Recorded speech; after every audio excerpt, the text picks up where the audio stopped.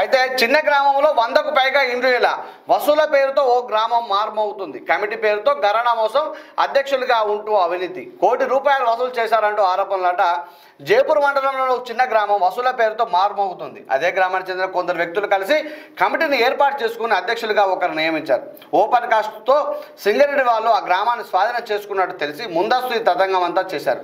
అధ్యక్షులుగా ఉన్న ఆయన గ్రామంలోని ఇల్లు కోల్పోతున్న పక్క ప్రాంతం ఒక్కొక్క దగ్గర 50,000 వసూలు చేయడంపై మండలంలో చర్చనీయాంశంగా మారింది. అంతేకాకుండా దాదాపు 100కు పైగా అక్రమ కట్టడాలు కట్టి ఇంటి పన్ను తీసుకున్నట్టు ఆరోపణలు వ్యక్తం అవుతున్నాయి. మాయమాటలు చెప్పి గ్రామంలోని ఇల్లు కట్టిన వారి దగ్గర నుంచి 1 నుండి 2 లక్షల రూపాయలు తీసుకొని ఒప్పంద పత్రాలు రాసుకునే వెలుగులోకి వస్తున్నాయి. ఆ ప్రాంతంలో ఉండే స్థానికులకు ఆదాయం కొందరికి చెందకుండా ఓ వ్యక్తి చేస్తున్న ప్రయత్నంపై గ్రామస్తులు తిరగబడి గొడవలకు దారితీసిన ఘటనలు ఎన్నో ఉన్నాయి. సింగరేణి బెనిఫిట్ పొందడానికి బినామీ పేర్లతో కొన్ని ఇండ్లు కట్టిన వైనం తెరపైకి వస్తున్నాయి. 2018లో మొదలైన వ్యవహారం 2020